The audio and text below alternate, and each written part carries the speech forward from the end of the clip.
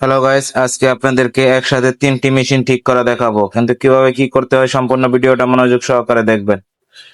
এখন যে কাজটি করতেছি এটি হলো টিমারের সমস্যা। টিমারটি মারে কিন্তু সুতা কাটে না, কেন কাটে না সেই জিনিসটাই মনোযোগ সহকারে দেখেন।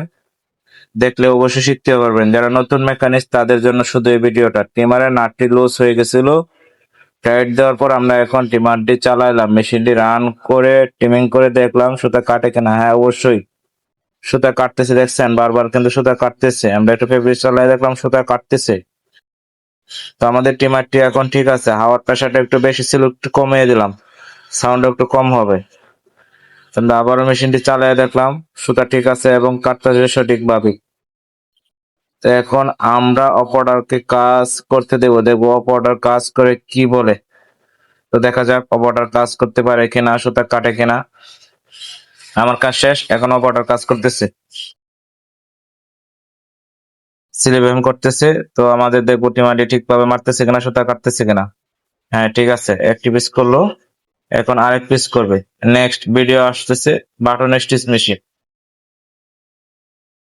শেষ, আমরা এখন বাটন মেশিনে নিডেলটি লাগাইতেছি, টাইমিং করবো আর কি। টাইমিং ঠিক করে কয়েকটি বাটন লাগিয়ে প্রোডাকশনের জন্য রেডি করে রাখবো। তো আমাদের নিডেল লাগানো শেষ, এখন আমরা টাইমিংটি দেখবো, দেখুন মনোযোগ সহকারে। তো দেখেন আমাদের টাইমিংটি কিন্তু ঠিক নাই, অনেক লং। সেক্ষেত্রে আমরা কি করব, দেখা যাক কি করা যায়। তো আমরা নিডল বারটি একটু আপ করে দেবো। নিডল বারটি আমাদের কাছে অনেক ডাউন আছে, ঠিক আছে। ডাউন থাকার কারণে আমরা নিডল বারটি আপ করে দিয়ে টাইমিং পজিশনটি ঠিক করে দেব। দেখেন, আর এই ভিডিওটি যারা নতুন দেখতেছেন তারা অবশ্যই লাইক কমেন্ট শেয়ার করবেন এবং সাবস্ক্রাইব করে আমাদের পাশেই থাকবেন। যাই হোক, আমরা টাইমিংটি ঠিক করার পর আমরা এখন সেলাই করে দেখাবো আপনাদেরকে। তো আমাদের টাইমিংটি এখন ঠিক আছে সম্পূর্ণভাবে। তো আমরা নিডল বারের নাটটি টাইট দিয়ে নিতেছি আবারও। হ্যাঁ, টাইট হয়ে গেল। তো বন্ধুরা যারা দেখতেছেন ভিডিওটি তাদেরকে অসংখ্য ধন্যবাদ, এবং কি ভিডিওটিতে একটি লাইক, একটি কমেন্ট এবং শেয়ার করে অন্যদেরকে দেখার সুযোগ করে দেবেন। এবং আমাদের চ্যানেলটি সাবস্ক্রাইব করে রাখবেন। অলরেডি বোবিন কেসের সুতা লাগাই নেওয়া হলো, তখন মেশিনের সুতা লাগানো হচ্ছে। অলরেডি সুতা লাগানো শেষ আমাদের। তো এখন বাটন লাগাবো, বাটন লাগিয়ে দেখবো আসলে সঠিকভাবে হয়েছে কিনা। দেখেন একটি বাটন লাগাইতেছে এখন। হ্যাঁ, আমাদের বাটনটি লাগানো শেষ, ঠিক আছে।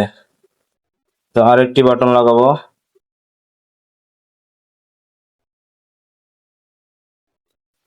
দুটি বাটন লাগানো হলো। তো দেখুন বন্ধুরা সব ঠিকঠাক আছে। হ্যাঁ, ওকে। এখন আমরা চলে যাব কাঁচা মেশিনে। যাই হোক, কাঁচা মেশিনে কি করি দেখেন একটু ধৈর্য সহকারে। তো আমরা প্রথমে ফিটটি খুলে নিলাম, প্রেসারটি কমিয়ে ফিটটি বার করব। তো একটি লোপার সেটিং করব আমরা নতুন করে। প্রসেস চেঞ্জ হওয়ার কারণে আমাদের টাইমিং করা লাগতেছে, তো টাইমিংটি করে আপনাদেরকে দেখাবো। তো যারা আমার ভিডিওটি নতুন দেখতেছেন অবশ্যই চ্যানেলটি সাবস্ক্রাইব করে দিবেন এবং বেল বাটনটি বাজিয়ে রাখবেন। তো আমরা এখন প্লেটটি খুলে নিচ্ছি। প্লেট খোলা শেষ আমাদের। তো আমরা এখন লোপারটি টাইমিং করব, নিডলটি লাগিয়ে নিলাম, লোপারের নাটটি লুজ দিয়ে নিচ্ছি।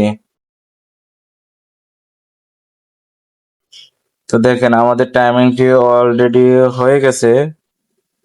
তো তাই টাইমিংটি সুন্দর করে দেখুন, দেখার পর টাইমিংটি শেষ হয়ে গেল অলরেডি। আমরা এখন রিটার্নারকে লাগাবো। দেখেন টাইমিংটি ঠিক আছে, সম্পূর্ণরূপে ঠিক আছে। আমরা ঘুরায় ঘুরায় দেখালাম। এখন রিটার্নারটি লাগাই নিতেছি। তো রিটার্নার লাগানোর সময় অবশ্যই খেয়াল রাখবেন যাতে গ্যাপ থাকে নিডল থেকে রিটার্নারের দূরত্ব।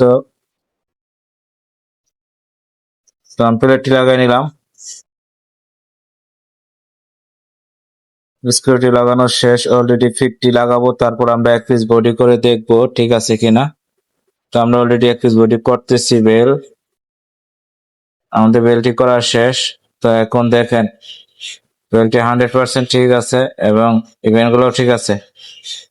তো ধন্যবাদ সবাইকে ভিডিওটি দেখার জন্য। যারা যারা দেখছেন সবাইকে ধন্যবাদ।